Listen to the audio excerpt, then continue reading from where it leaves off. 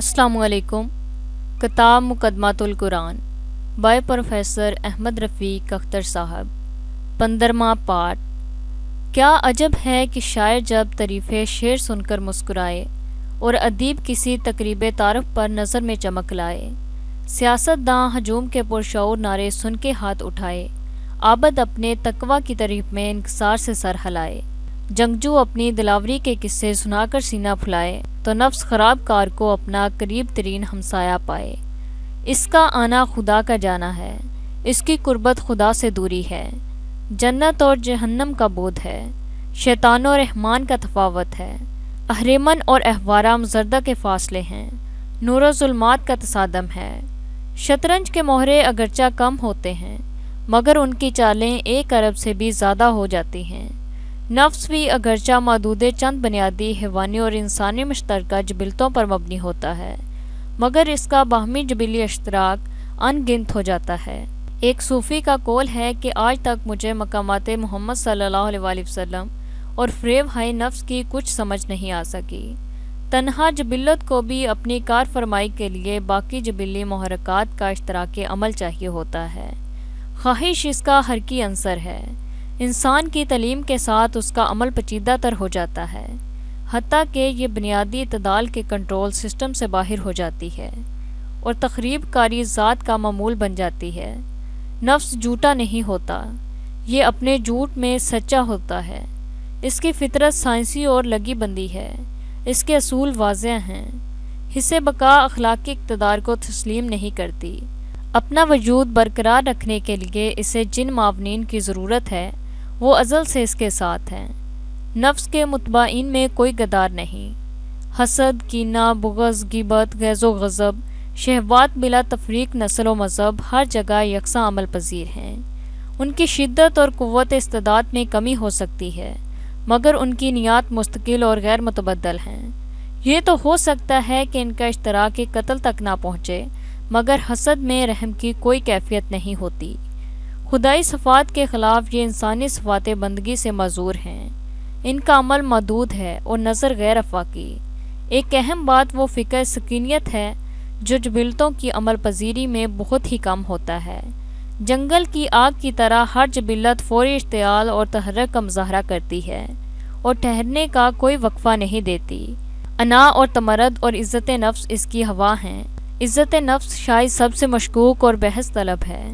کیا لطیفہ ہے کہ جملہ انسانوں میں عزت نفس ایک معتبر صفت سمجھی جاتی ہے مگر دراصل یہ آسودگی اور احساس کمتری کی بنیادوں پر استوار شیشے کا محل ہوتا ہے۔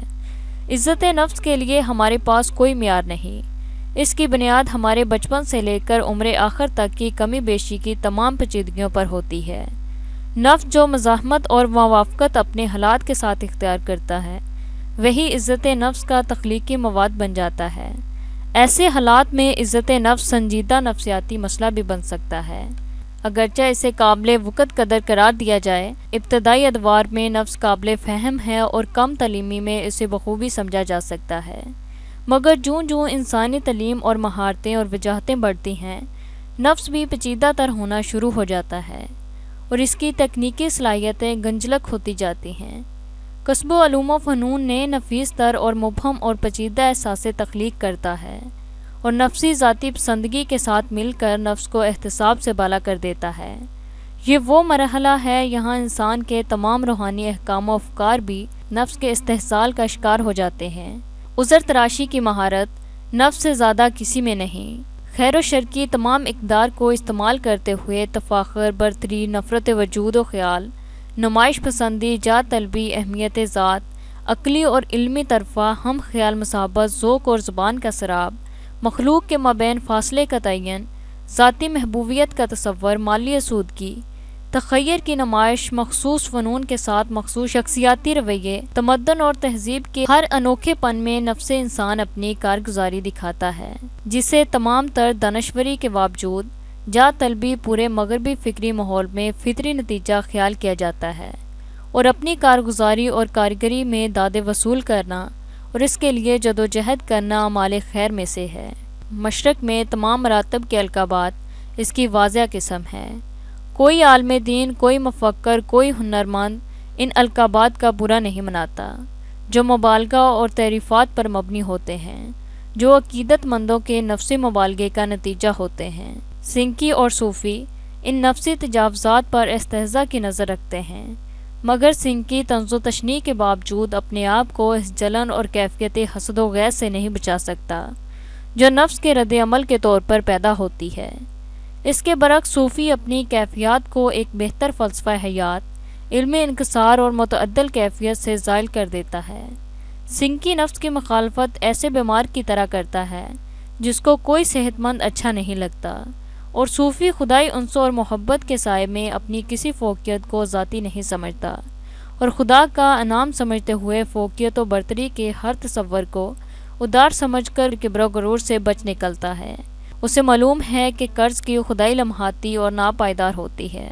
نفس کے لیے زہر قاتل حص مزاح ہے جو اس کے تعزز اور تفوق کو ہم سطح زمین رکھتی ہے۔ حص مزاح تو کبھی نفس کا اعلی کار بن کر دوسرے لوگوں کی خامیوں اور خرابیوں سے محفوظ ہوتی ہے، اور کردار اچھالنا، سکینڈل تخلیق کرنا، ذاتیات کا تجسس، تحقیر، غیر سے تلذذ حاصل کرنا اس کا محبوب مشغلہ ہے۔ مگر جب یہ اپنی ذات کی طرف رجوع کرتی ہے تو ہمدردی ذات کا طلسم توڑنے میں کامیاب ہو جاتی ہے، اور خود فریبی اور ارتزاط ذات میں مورچہ زن اس نفس پرکار پر مسلسل حملہ آور ہوتی ہے۔ جو شخص اپنے اوپر ہنس سکتا ہے وہ اس شخص سے ہزارہ درجہ بہتر ہے جو دوسروں پر ہنستا ہے۔